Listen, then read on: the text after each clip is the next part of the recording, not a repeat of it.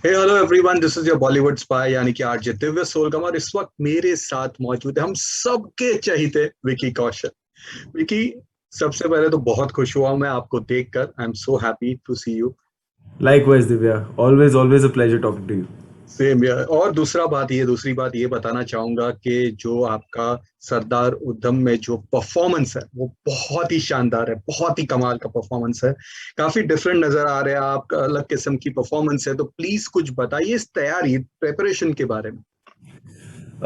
दिव्या, इसके साथ जब एक बायोपिक आप प्ले करते हो और वो भी एक अनसंग हीरो के बारे में जो 100 साल पहले जीवन थे, और तो काफ़ी रिसर्च मटेरियल पे जाना पड़ता है। बट अनफॉर्चुनेटली यहाँ पे उधम सिंह जी के बारे में हिस्ट्री बुक्स में बहुत कम लिखा गया है। जी। आप अगर आर्काइवल फोटोज भी निकालेंगे तो मैं 2 या 3 पिक्चर्स आपको मिलेंगी कहीं ब्लैक एंड वाइट की, वो कैसे दिखते थे। तो उसके बेसिस पे पहले हमें लुक तैयार करने पड़े कि हमारा उधम सिंह कैसे दिखेगा। Fortunately we got one picture जब उन्होंने कैक्सटन हॉल में शूटिंग की थी, तो उसके बाद जो अखबारों में पेपर में फोटो आई थी, उसके बेसिस पे हमने उनका लंदन लुक क्रिएट किया।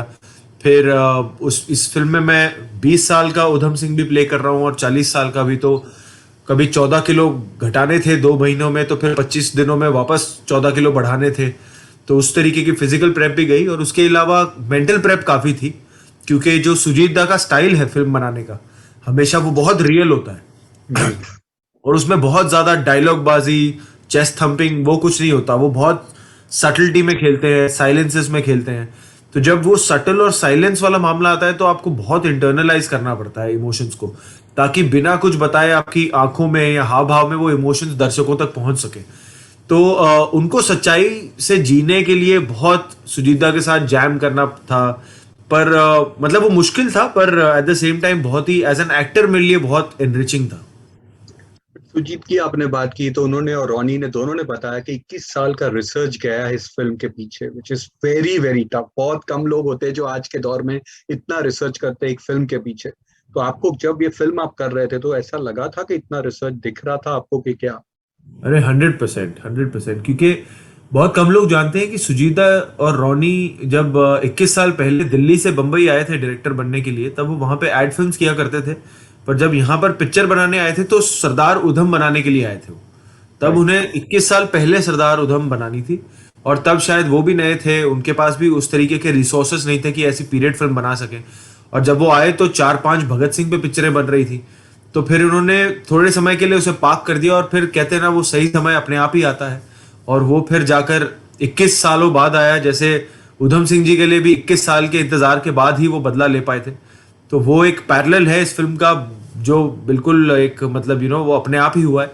तो 21 सालों की जो उनकी तैयारी थी, जिस तरीके से उन्होंने रिसर्च की थी, वो सब कुछ आई वॉज वेरी फॉर्चुनेट। जो मैं कुछ ही महीने पहले मैंने फिल्म ज्वाइन की थी, और वो सारी रिसर्च मुझे प्लेटर पे अवेलेबल थी, मुझे मिली। हम्म। चाहे वो उन्होंने जितने बुक्स हैं, जहां भी सरदार उधम का मेंशन हुआ होगा किसी भी बुक में, उन्होंने वो पंक्तियां, वो पैराग्राफ निकाल निकाल कर एक पूरा एक जत्था क्रिएट किया था। सारे फोटोज, आर्काइवल वीडियोस, जितने हो सकते थे, जितना इंफॉर्मेशन था, वो सब कुछ मुझे अवेलेबल किया गया था।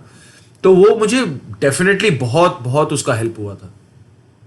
सो आज भले ही हम एक बढ़िया दौर से गुजर रहे in terms of content driven films and series, लेकिन स्टिल जब सब्जेक्ट्स लाइक सरदार उधम की बात आती है तो it's very risky and daring for an actor. क्योंकि अगर आपके कंटेम्परीज में देखें तो hardly anyone is taking such risk. So does this give you an upper edge as an actor?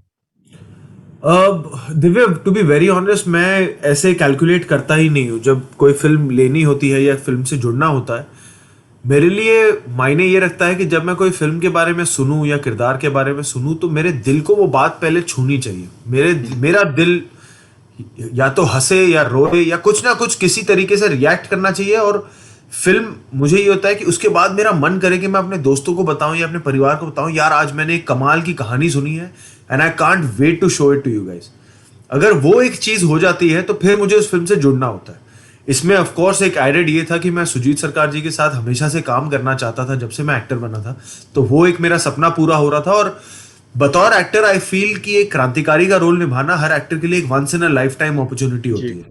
तो ऐसी अपॉर्चुनिटी अगर आपके पास आए तो वो आप इन कैलकुलेशंस की वजह से तो आप मिस नहीं करोगे।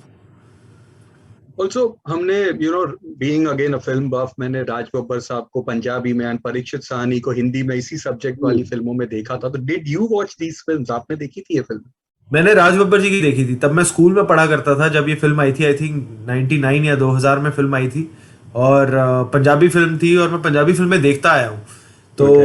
और इनके बारे में, जैसे सरदार उधम सिंह जी के बारे में, मैं क्योंकि खुद पंजाबी फैमिली से बिलोंग करता हूँ, तो मुझे पता थी इनकी कहानियां, हमने सुनी है बचपन में।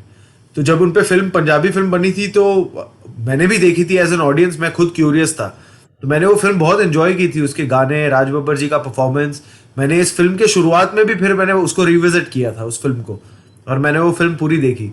तो डेफिनेटली मैंने मैंने भी वो फिल्म देखी है। ऑल्सो जब एक फिल्म ऐसे अनसंग हीरो की फिल्म बनती है और उसके बाद में जब लोग उसे सराहते हैं, पीपल टॉक अबाउट इट। आज of course I am sure इसके बाद डिबेट्स होने वाले हैं कि हिस्ट्री में ये चैप्टर को और बड़ा किया जाए, and you are the face of that character. एक लोग जी। जो आज की जनरेशन आपको देख रहे हैं सरदार उधम, तो how proud you do you feel after that? I I definitely feel कि हमने कुछ रिस्पॉन्सिबल काम किया है। आई फील ये हमारी मॉरल रिस्पॉन्सिबिलिटी है एज आर्टिस्ट की।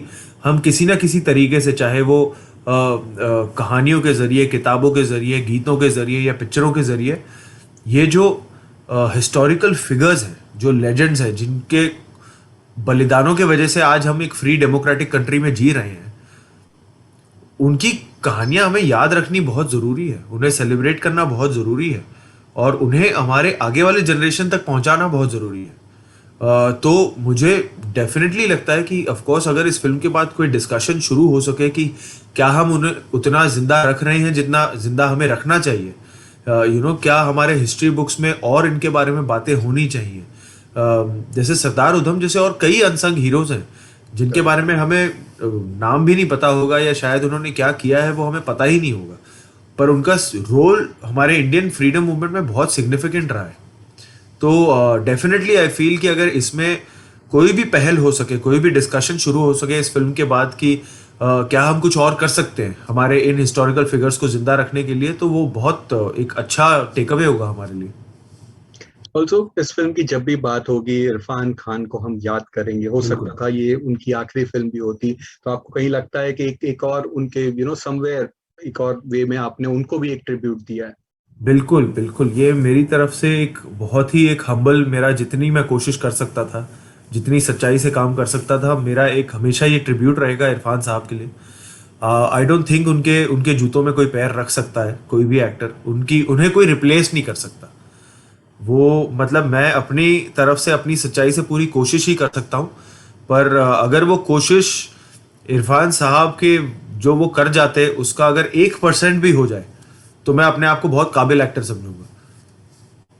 तो मैं एक चीज ये बताऊंगा, आपने बहुत सीन्स में बहुत कमाल के परफॉर्मेंसेस एंड एक्सप्रेशंस दिए, स्पेशली वो टॉर्चर वाला जो एक सीन है आपके जो हो रहा है, या स्टार्टिंग में when you are coming out from jail, वो पूरा लुक है, गेटअप है आपके। सो ज्यादा तो नहीं कहूंगा, बट बहुत कमाल के लग रहे हो आप। अच्छा, सो आपने फिल्म देख ली है? जी। अरे फिर तो बात करूंगा आपसे मैं। सो विकी, पिछली दफा आपने मुझे बताया था कि आप तख्त एंड अश्वत्थामा दोनों को लेकर काफी एक्साइटेड थे। Now that both films have been shelved down, जानना चाहूंगा कि ये ऑफ कोर्स ये तो एक प्रोडक्शन हाउस का कॉल होता है, but what goes through an actor जो काफी अपने आप में एक पीछे प्रिपरेशंस करता है, तैयारी करता है, उम्मीदें बना के रखते हैं? जी देखिए, जब भी ऐसे कुछ पिक्चर होती है जिसमें बहुत प्रेप की ज़रूरत होती है, तो डेफिनेटली एक्टर उसमें पूरी तरह घुसता है, अपनी तरफ से सारी तैयारी करता है, ताकि जब तक फिल्म फ्लोर पे आए तो आप बिल्कुल तैयार हो उसके लिए। आपको कई स्किल सेट्स नए सीखने पड़ते हैं जिसमें हमेशा टाइम लगता है। तो ऑफ कोर्स वो मेहनत जाती है, और कई चीज़ें जो होती हैं, कई टेक्नीशियंस की भी बहुत मेहनत जाती है जो आपको नहीं पता लगती हैं, बिकॉज वो उतने लाइमलाइट में शायद नहीं है इसलिए। बट काफ़ी लोगों की मेहनत जाती है, but eventually you have to do what is right for the film, क्योंकि फिल्म हम सबसे बड़ी है, वो पिक्चर हम सबसे बड़ी है, और उस पिक्चर के लिए हमें काम करना है। तो अगर अगर हम, और जो पिछले 18 महीने रहे हैं वो बहुत ही, हम प्रिडिक्ट नहीं कर सकते थे कि ऐसा कोई दौर आएगा, टाइम आएगा, और हमें इतना नहीं पता था कि इस टाइम को रिएक्ट कैसे करना है, इसको समझना कैसे। कुछ महीने लग गए समझने के लिए, कुछ महीने लग गए जानने के लिए, अच्छा ये करना चाहिए, ये नहीं करना चाहिए, फिर कुछ महीने लग गए इससे उभरने के लिए, और अब हम जाके 18 महीनों बाद उस दौर में है कि हम धीरे धीरे वापस नॉर्मलसी की ओर बढ़ रहे हैं। तो of course it is also very difficult time to to go ahead and shoot a film of that scale, you know, काफी लॉजिस्टिकल उसमें प्रॉब्लम्स होते हैं, काफी लॉजिस्टिकल डिफिकल्टीज जो एक नॉर्मल टाइम में भी डिफिकल्टीज हो, पर कोविड के समय वो डिफिकल्टीज और भयानक रूप ले लेती हैं। तो आई एम श्योर एक और टाइम आएगा, सही टाइम आएगा उन फिल्मों को रिविजिट करने का और फिल्मों को बनाने का, क्योंकि वो बहुत इंपॉर्टेंट और अच्छी कहानियां हैं और लोगों तक पहुंचनी बहुत जरूरी है। और वो ऐसी कहानियां थी जो कहीं ना कहीं हमारे इंडियन फिल्मों का जो स्तर है ग्लोबल लेवल पर वो थोड़ी सी पुश करती है वो boundaries. So I think there will definitely be a better time for us to revisit those films and make those films and bring it out to the audiences. But आपको जैसे आपने कहा बहुत बड़ी फिल्में थी, तो कहीं ऐसा नहीं लगा कि यार जब मेरी बारी आई बड़ी फिल्म, ग्रैंड फिल्म के लिए, तभी कोरोना को आना था? नहीं नहीं, बिल्कुल नहीं। I am very grateful for every opportunity that I am getting. मैं वो लड़का हूँ जिसने दरवाजे खटखटाकर छोटे छोटे रोल लेकर यहाँ तक पहुंचा है। तो मेरे लिए हर अपॉर्चुनिटी उतनी ही बड़ी है।